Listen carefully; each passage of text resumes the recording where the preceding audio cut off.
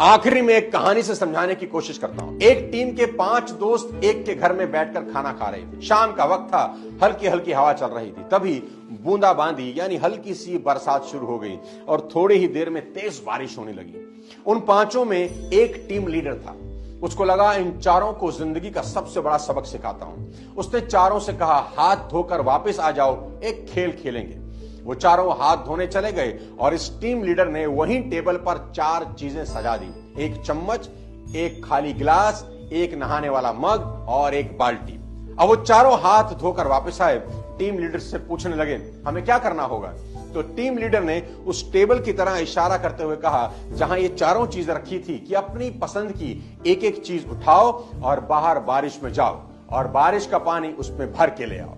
तो एक ने चम्मच उठाई, एक ने खाली ग्लास, एक ने नहाने वाला मग और लास्ट वाले ने बाल्टी। अब चारों अपना अपना ऑब्जेक्ट लेकर बारिश में चले गए और वहीं अपना ऑब्जेक्ट लेकर बारिश का पानी भरने का वेट करने लगे। सबसे पहले बारिश ने चम्मच को भर दिया और वो वापस आ गया। फिर बारिश ने उस खाली ग्लास को भर दिया और वो भी वापस आ गया। फिर बारिश ने उस नहाने वाले मग को भर दिया, जिसे तीसरा पकड़ के बारिश में खड़ा था, और वो भी भरे मग के साथ वापस लौट आया।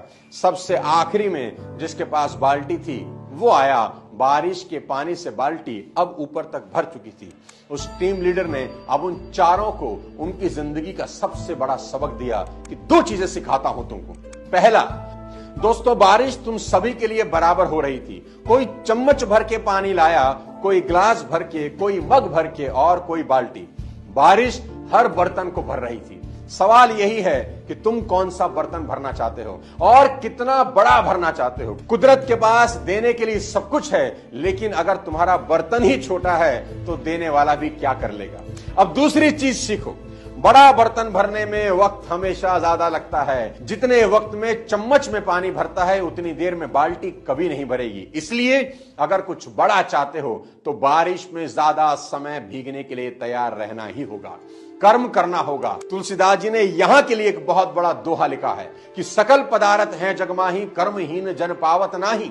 यानी कि इस दुनिया में सब कुछ है जो तुम पाना चाहते हो, पर कर्महीन इंसान को कुछ हासिल होता नहीं। आप सिर्फ घर की 4 दीवारी में बैठकर सोचें कुछ हो जाएगा, तो देवता भी तुम्हारी मदद नहीं कर सकते। आखिरी में आपसे एक सवाल पूछता हूं कि एक पेड़ कितना बड़ा होता है? तो उसका जवाब है, जितना बड़ा हो सकता है उतना ही बड़ा होता है। आपने कभी नहीं सुना होगा कि एक पेड़ जो कि जा सकता था 20 फीट 16 फीट पर रुक गया। नहीं मेरे दोस्त, पेड़ बीच में नहीं रुका करते।